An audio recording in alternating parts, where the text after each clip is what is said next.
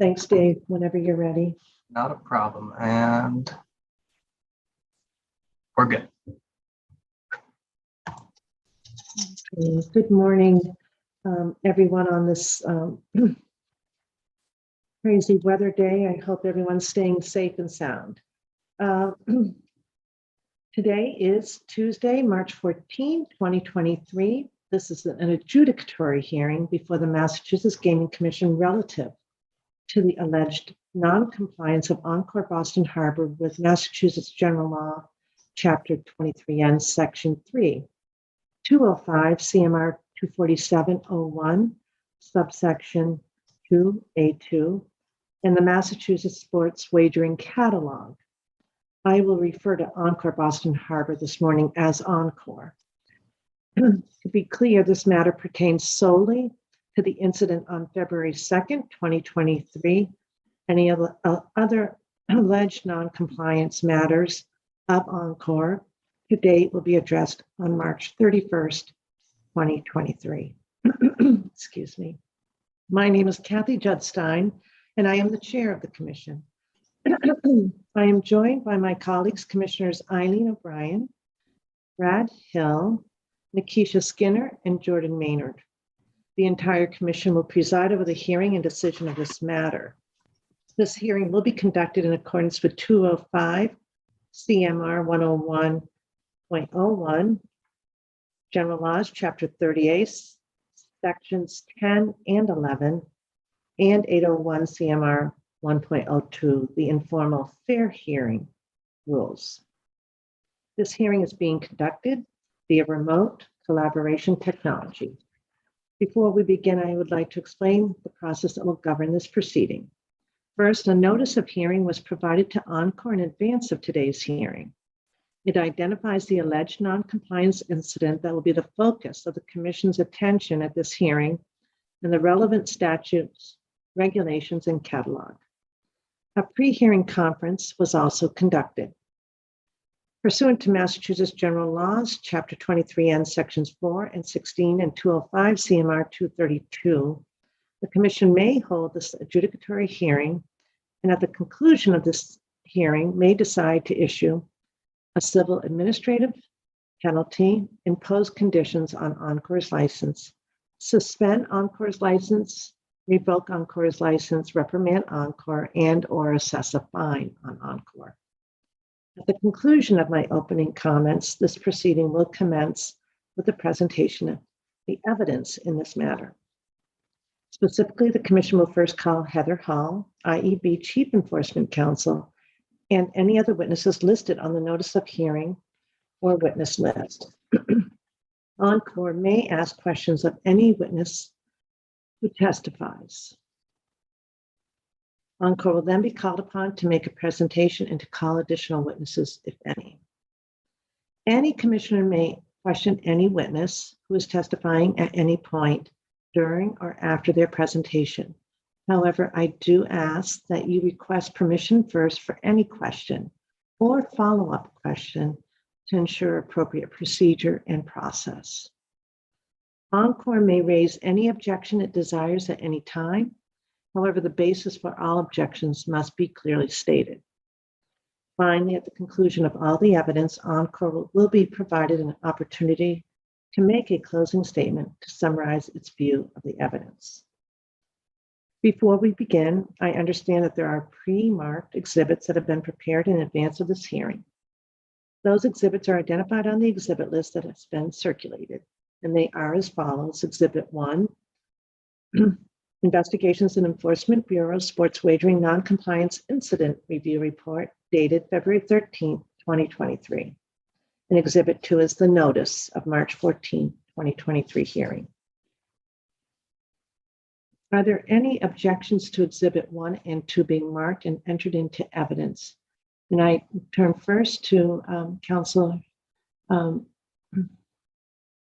there you are. And I would ask that Encore inform me as to who will be presenting today. So, good morning, Chair. No objections on this end. Thank you. Thank you. Good morning, Jackie. Morning, and if you could please direct any questions to me. We're joined today also by Jennifer Roberts, who is the General Counsel for WinBet, as well as Mark Marino, the Director of Sports Ops, and we have no objections. Thank you. Thank you, Ms. Crum, and I will make sure to do that. Okay, thank you. So those exhibits shall be admitted into evidence. In order to maintain a clean record, we ask that documents are referred to by exhibit number. At this point, I'll ask if Encore would like to stipulate to Exhibit 1, the IEB Sports Wagering Non-Compliance Incident Review Report. Councillor Crum. We would like to stipulate to the IEB report. Thank you. Thank you.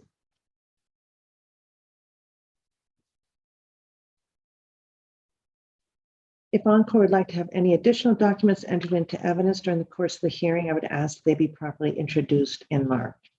I will add that no final decision will be made at the conclusion of the public portion of this hearing.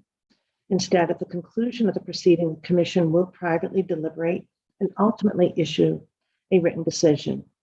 If at any point during the Commission's deliberations it determines that additional testimonial or documentary evidence is desirable, it reserves the right to ask Encore to provide such evidence prior to a final decision being made. We'll now swear all the witnesses in. Anyone who will be potentially testifying at this proceeding, please raise your right hand. Okay, thank you. Do you solemnly swear that testimony you will provide before the Commission at this proceeding will be the truth, the whole truth, and nothing but the truth? Thank you. Will the for the record, all have responded in the affirmative. Thank you, everyone. And before we begin, does Encore have any preliminary issues or objections? Attorney Crum? We do not. Thank you, Madam Chair. Okay, thank you. So with that, I ask Ms. Hall to present Exhibit 1, the Investigations and Enforcement Bureau Sports Wagering Non-Compliance Incident Review Report, dated February 13, 2023. Thank you, Chair, and good morning, Chair and Commissioners. As you all know, and as the Chair stated, you have our incident review report, and we did present on this matter on February 14th, and I will further go through the highlights of that report for the record here. And I just want to note that I'll defer to Sports Wagering Director Bruce Band and his team and the others who are here on behalf of EBH to let me know if I missed anything in this presentation. So as the Commission knows, the IEB has conducted a review of a sports wagering non-compliance incident that occurred at EBH, which holds a Category 1 sports wagering operator license. With respect to the incident of non-compliance, as the Chair mentioned, the date was February 2nd, 2023, that EBH Senior Vice President and General Counsel Jackie Crum, or Attorney Crum, notified Sports Wagering Director Band that EBH mistakenly offered wagering on an unauthorized event. Specifically, the Boston College BC versus Notre Dame collegiate women's basketball game was offered for moneyline wagering. That game took place on February 2nd at 7 p.m. and was a regular season game. The IEB has learned the following key facts during its review of the incident. The wagering was allowed for approximately 5 hours. There was one bet placed that was part of a parlay wager where the BC women's basketball game was one of 5 moneyline selections on the ticket. The BC leg of the parlay bet was voided prior to settlement of that ticket. And ultimately, the total stakes or amount wagered was $70 for the full parlay. The patron total winnings was $22.74. And that particular bet took place at a kiosk. So with respect to the reason for the error, EBH Director of Sportsbook Operations, Mark Marino, reported that a staff person employed by its vendor, GAN Nevada, mistakenly omitted NCAA women's basketball from the prohibited wagers list. And as the Commission knows, GAN is a technology platform that provides event management and other services to EBH and its vendor and affiliate WSI US LLC, doing business as WinBet. Specifically, GAN had placed automatic blocks on any Massachusetts school on a list provided by WinBet. And those blocks are designed to stop any games from prohibited schools from being loaded into the system. GAN did not, however, apply the blocks to women's college basketball. Upon learning of the issue, EBH froze the tickets so that it could not be redeemed. Given that the game had not yet taken place, EBH canceled the BC leg of the event and kept the remaining legs of the parlay active so that if all the remaining legs were winners, the ticket could be redeemed for those winnings.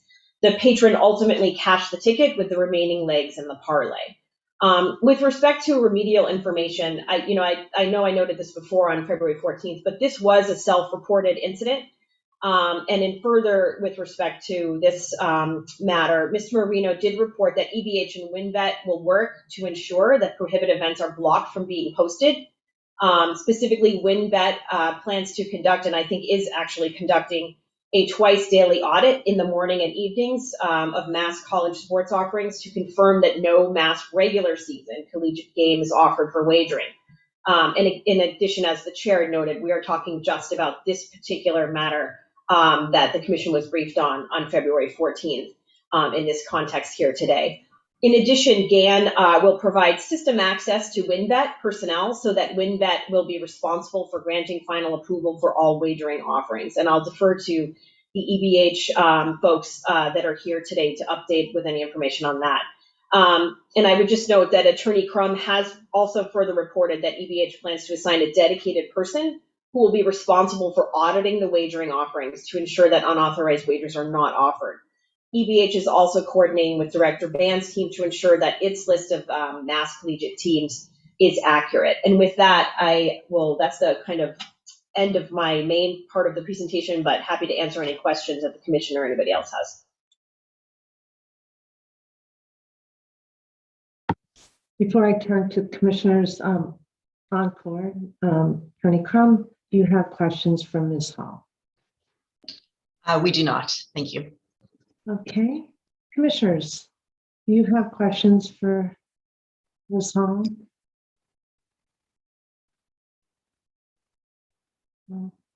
Okay. I see that no one has any clarifying questions. Ms. Crum, do you plan to present any witness? Not unless anyone has any questions. We do have representatives here from GAN as well. And if you would like more details about the twice daily audit that has been put in place, Attorney Roberts, if I could ask you to talk about that. Okay, I see Commissioner O'Brien happens to also be an attorney, has a question, so I'll defer first to Commissioner O'Brien. Thank you, Madam Chair. It's sort of a either IEB, Jackie, you can answer, or the individuals from GAN. I'm trying to get a better understanding of how the women's team was left off. The men's team seems to have been captured and the women's were not. And two, can you talk to me at all? And I know this is maybe not relevant to this, and if that's the answer, let me know. The third-party feed provider that loads these things up, can you talk about the interplay between what GAN's function is in this, EBH's function is in this, and what the third-party feed part is in all of this? Sure, Rob, are you able to talk about can you answer Commissioner O'Brien's question? Yeah. Sure, certainly. So I just first of all want to clarify that we actually blocked all Massachusetts college teams. So that's the reason why you only saw, I can explain why you only saw activity on the Boston College women's basketball event. So how our system worked is we got the approved list of the wagering catalog. I think it was maybe 24, 48 hours prior to go live.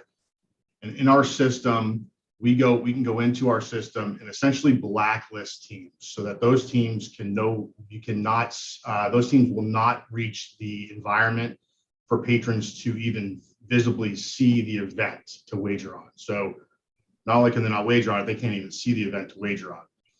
So this is kind of tied into our data provider, Genius Sports. What happens is we get the events fixtures that come in through Genius Sports, and each of the teams has obviously a team name. So Boston College, Boston University, Merrimack, UMass Lowell, right? You go to Harvard. So we went through in our system prior to go live, and we essentially blacklisted all of those teams so that when the data feed comes into our core, it stops there and does not go into the EVH environment for wagering to become available. The situation that happened was it was actually an anomaly. It was the only Massachusetts college team that had two names for it in our system. We were unaware. As you can imagine, women's college basketball globally, where we operate our sports book, is a very lightly wagered market, right? There's very, very little, if any, wagering on Boston College women's basketball. So our team was not aware that there was actually two names for Boston College in our system. So when we went through and we actually searched the team name, we hit Boston College, disable, blacklist, that was not available. Unfortunately, there was a second name in there, which is how this kind of came through to the system, came through our system as a second name from a data provider through our system into the environment to be wagered on. And we just weren't aware that there was a second name in our system for that team, and that's how it came through. So effectively, all the other college teams were effectively blocked, and they continue to be. And until we noticed when the second team name was available, we blocked it at that point. So now effectively there's two team names that are blocked for Boston College. There's actually additional names that we kind of created, just potential team names, right, that we created in our blacklist, just in the event that our data provider does for some reason change the name of, maybe they call it the Lady Eagles, right, and that changes the team name, but that will be blocked going forward as well. So that little bit of a clarification on that front. Any questions regarding that? Commissioner Hill, just one second, Commissioner O'Brien. I think Commissioner Hill wants a follow-up. I would let Commissioner O'Brien go first. Thank you. So I guess my follow-up question is, have you gone back through and double checked? I would assume that any college or university name is going to be referenced in the title. So the first question is, have you gone back and done a check to make sure any reference to BC, BU, anything else is removed? And then also, can you clarify for me whether or not your third-party feeder has the ability to change names to do an accidental or purposeful end run around what you guys have blocked with your nomenclature? Yes, so we've proactively added some additional team names just to be safe, but there is a second layer. What we have done essentially is, so now prior to go live, the feed came through, and if it was not blacklisted, it just went straight through into the environment for wagering to be available to patrons, right? What we have done now is for NCAA sports, every event comes through from our data provider, it comes into our system as disabled. And so there's a manual process now that involves somebody from the WinBet team to actually physically go in and enable that event. So now there's no automatic flow through. They come through, and so even if it gets through that first barrier of the naming convention block, it does come through now into a manual process to have to enable that event. So that's why there's, never say never. It's a very extremely high level of confidence that will never happen again.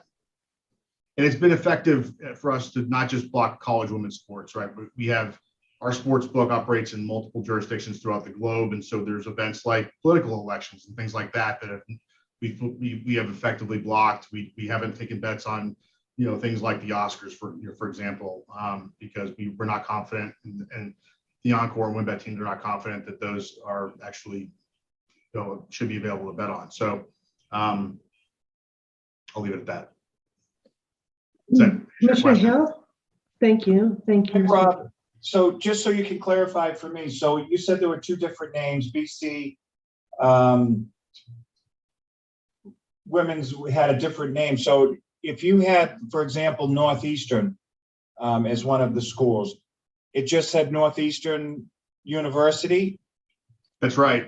I actually went through our system to try and find a school that had two names, and honestly, I couldn't find anything else. Boston College was the only one that had two names that I could find. So if by unclicking Northeastern, that included both men and women's sports, whereas the BC women's was by itself? That's what I'm trying to. Boston College men's only had one name. Boston College women's had two. Northeastern had one, and all the other schools just had one name. So you have two different. One is, it's typically what you would see is Northeastern, and then the category is women's basketball, right? So what we saw was there was, Boston College and women's basketball and Boston College Eagles women's basketball, and we didn't realize that there was that second name for it. Gotcha.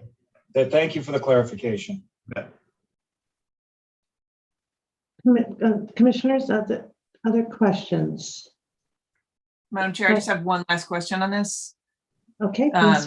Can you tell me the date that fix went into effect? So there's a couple different fixes. So the date that the first fix where we actually went through the list and blacklisted the team names, which we thought were all the team names, was, I think it was the day prior to go live. We had very little notice to actually go through the entire system to match the approved wagering list. So that was a manual process to go through and do all that. Typically, we would have done that with code, and we would have, done that well in advance. But that was done the day before, 1 or 2 days prior to go live. There was an additional permanent fix, the one I'm talking about, where all the events come in as disabled. That work was actually performed, if I'm not mistaken, on, let me see here. It was on, I believe, the week of February 20. I have to get that exact date for you. I don't know off the top of my head, but it was. Rob, Yes. would it be fair to say that based on additional instances, there were additional measures put in place at a later date? So some of this information you've shared with the commission is based on findings over a period of time. That's exactly right. So I know we're talking about the one incident, but there, Right. There was I'm trying to additional. find the line of what you guys did for this, in Is terms this of what. specific So the incident? initial event, we weren't able to determine all the information that Rob has now shared with you at that time. It was after the following events that we were able to, with Gant's assistance, put the entire issue together and figure out what the problem and solution was. Is it fair to say that the initial fix was done prior to the 12th? That at least that step was done prior to the 12th, but you're not sure about the others at that point, right? That's right. That's right. Okay. Thanks. Commissioners? Commissioner Skinner? Thank you, Chair. Good morning, everyone. I just had a follow-up question on the physical enabling of the sports event. Whose responsibility is that? Is that WinBet? Is it GAN, Encore?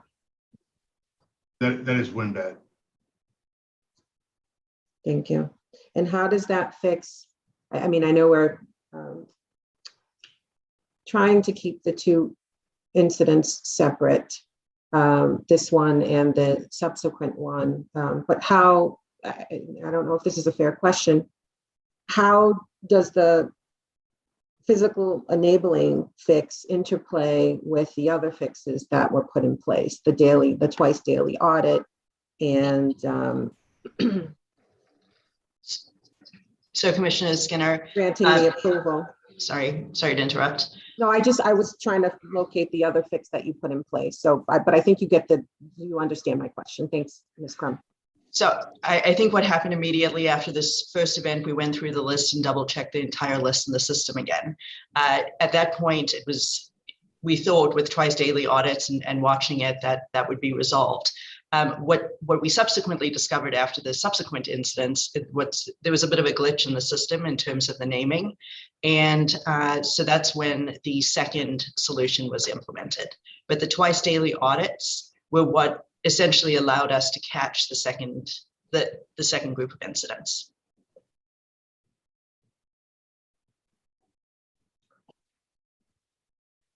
Commissioner Maynard, were you leaning in earlier?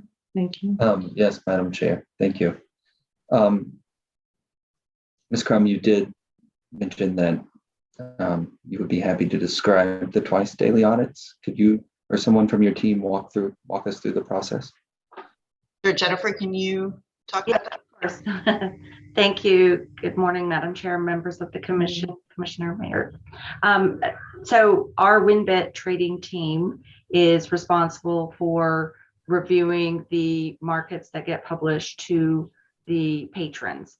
And when we learned of this first incident, we had assigned the trading team to conduct twice daily audits, once in the morning and once in the evening, to confirm and check the markets on what was being offered and to ensure that no Boston colleges are performed. So they actually will go into the system and review what are everything that is being offered to the public. And so when it comes into the feed from GAN, they'll review that and go through and look and see everything that's being offered in the app or on the kiosks or at the trading windows. So that's what they did after this incident arose, is that they implemented those twice a day. And we also had, we performed audits as well. We continue to perform audits as well on our side with our sportsbook team. We most of our team is located, our sportsbook team from a product standpoint is located in Eastern Europe. So the time zone difference is a little bit different, but our team is performing daily audits as well, similar to the task that the WinBet team is.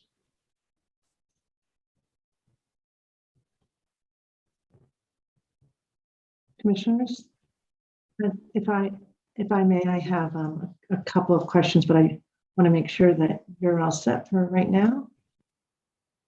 Okay. One clarifier, and I'll turn to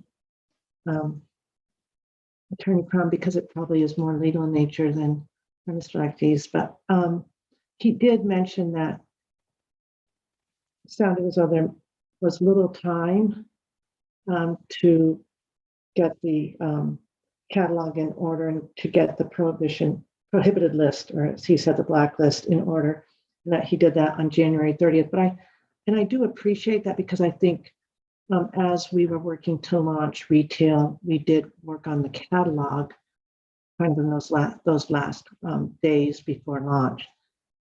With respect to the non-compliance here, would you agree and acknowledge that it's a statutory prohibition on not allowing wagering on any collegiate team from Massachusetts unless it's involved in a collegiate tournament, and so that you were on notice well in advance that these types of events would not be available for an offering? Absolutely. So we of course knew that from the Sports Wagering Act. I think what Rob was discussing was the whole catalog could only be uploaded right in those final days. So it was a bit of a rush, but clearly we knew that the collegiate teams in Massachusetts were prohibited. Okay, I understand then the distinction. Great, thank you. That's really helpful for me. The other remedial measure that I'm wondering about, Attorney Crum, is any training that you're providing or provided after this first incident of the staff that are at the window, I guess we call them the sportsbook writers, or any other staff in terms of helping to serve as a redundancy for the technical piece. Yes, I'd like to defer to Mark. Can you talk about the training that the team receives? Yeah, absolutely. We've gone over it with everybody at the windows now to what to look for. We have a sheet, a list of the teams. So as we cash tickets now, we're going through that. As they go through the menu throughout the day, they're looking for those teams also. We actually do our own kind of little audit of it, twice a day, we go through them ourselves. The management side of it looks through the list and goes over there. Okay. Madam Chair, Yes, Commissioner Hill? just for clarification, these were done at kiosks. These weren't, these bets weren't made at the window. Is that accurate? This one bet. This one. That's accurate, Commissioner Hill. Thank you. Yeah, it was a one bet, but it was a parlay. Thanks, Commissioner Hill. And I only clarified because I know that's what your intention was. Thank you. Other questions? Madam Chair. Commissioner Skinner? Yes. Thank you. I have a question about the notification that was sent to the patron upon cancellation of the wager. What can you describe what that is? How, you know, what that process is? Sure. In this particular case, Commissioner Skinner, we were unable to send a notification to the patron because we didn't know who the patron was. It was a wager placed at a sports kiosk. We do know that the patron came in, I believe, on February 3rd to cash the wager and did, in fact, cash the wager and with the voided portion of the parlay. Okay, that's a good reminder of the nature of a wager placed at the kiosk.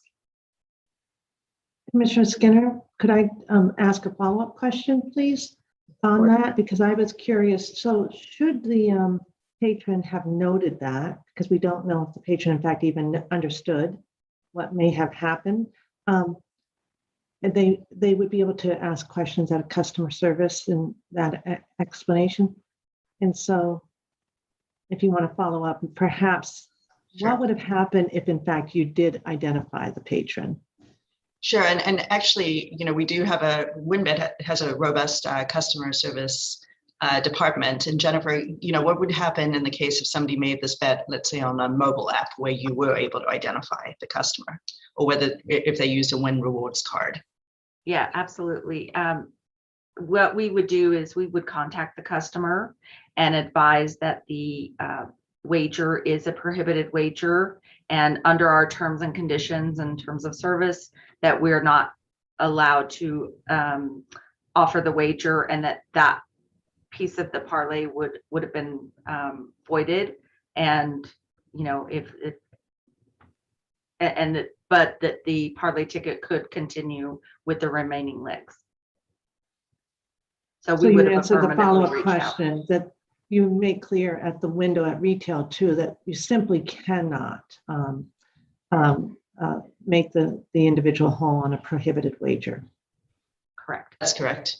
Thank you. Okay. Other questions, commissioners? I have one follow-up question for, I guess it's probably best suited for Director Ban. Is there anything that you would add or clarify or correct in the IEB report?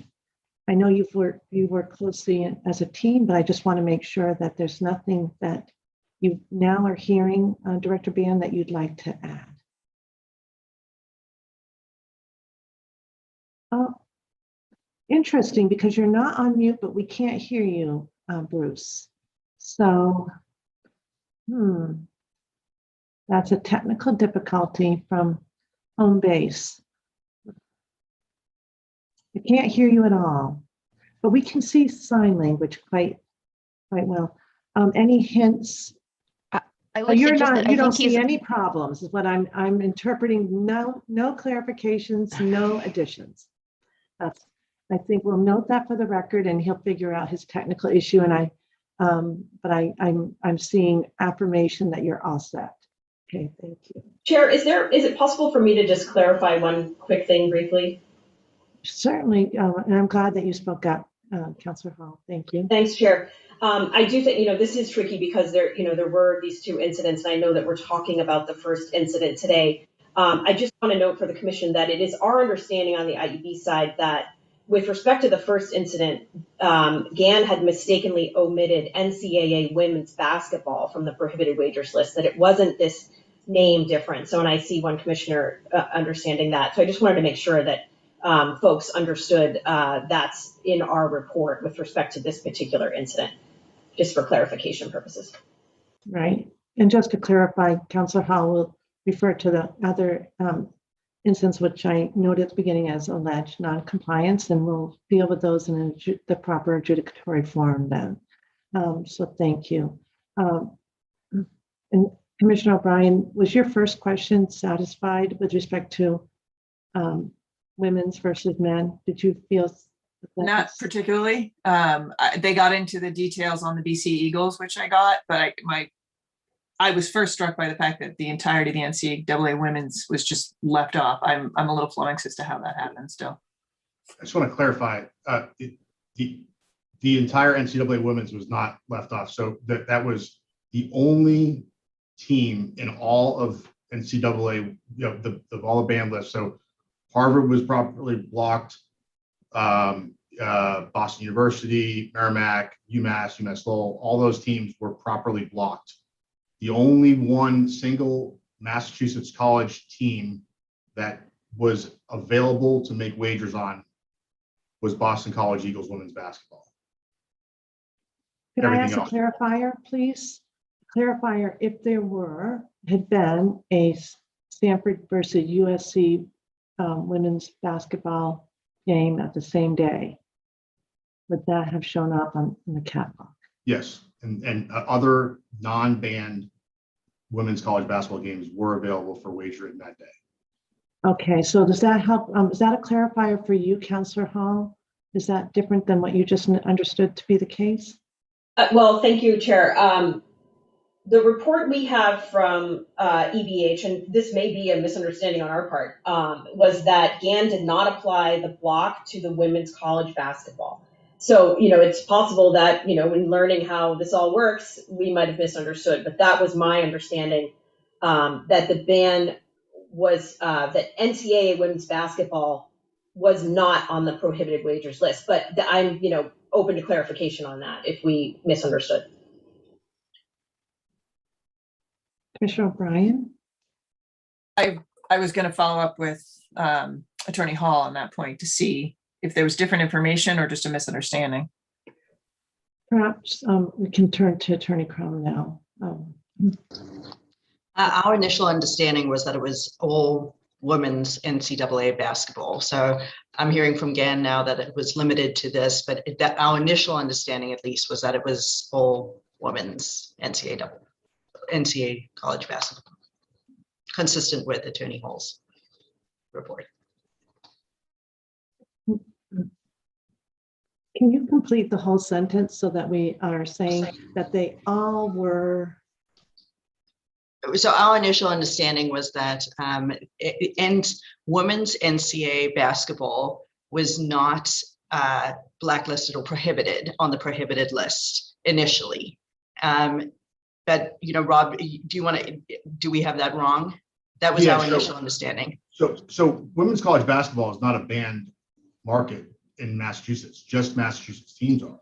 So we properly blocked every single Massachusetts college team from wagering, whether it was women's basketball, men's basketball, ice hockey, field lacrosse, you name it.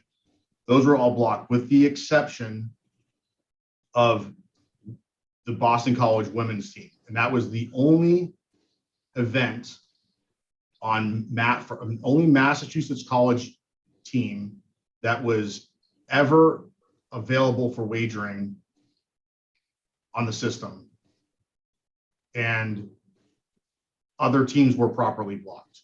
So I think there was probably this was a learning process. There was a lot going on at the time, and I think that we responded very swiftly to it. Not just the GAN team, but the WinBet team and the Encore team responded extremely swiftly to resolve this matter. And try to identify the root cause of it and fix the root cause permanently. That was the goal. And just say that betting volumes on women's college basketball are generally low anyways, right? With very, very low limits. So if we didn't, for example, take for example, your situation where you talked about Stanford, USC. That game may have been available. We just didn't take a bet on it. So we probably didn't even notice any of it, right? I mean, not many people are betting on those types of markets. So my understanding, and I've been going back and auditing our system, was that we actually did take bets on women's college basketball games that were not prohibited games. And the only one that was prohibited was on this event. And all the others in Massachusetts were properly blocked. And continue to be properly blocked going forward. And if we misunderstood that, that was our misunderstanding, but we do rely on Rob and his team to provide the accurate information. Absolutely.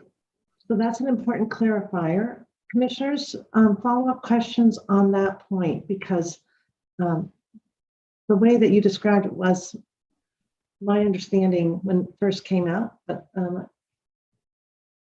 I wasn't sure if it was only because that was the only available game at the time. Commissioners, any follow-up questions? Madam Chair, Yes, Commissioner Maynard?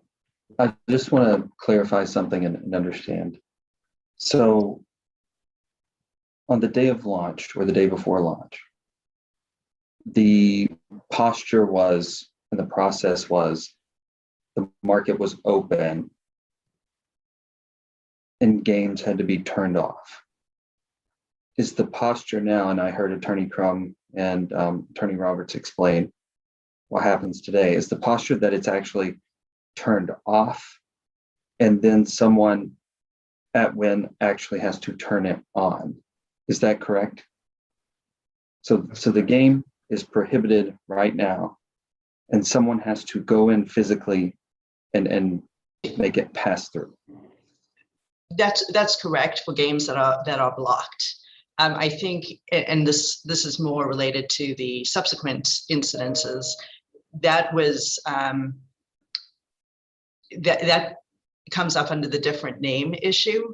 And so those went through. It wasn't that someone unblocked them to allow them to go on, but those games went through because of the naming issue. Got it. All right, I understand. Madam Chair, we're learning here, so I have a learning question. So for the last week and moving forward into the NCAAs, you would now be able to place a bet on a Massachusetts women's basketball team because they have been in tournaments for the Big East or the Atlantic 10 or the ACC, and of course the NCAA is a tournament. So now you have to go in and click them on, correct? That's right. They have to be unprohibited. And then following this, they'll have to be prohibited again. Okay. Now, the good news is that as our system matures, this becomes a lot easier. So when you start identifying Boston College and Boston College Eagles, that becomes part of the algorithm in terms of the system picking it up and doing it not manually, but with those parameters in place. Thank you. Other questions?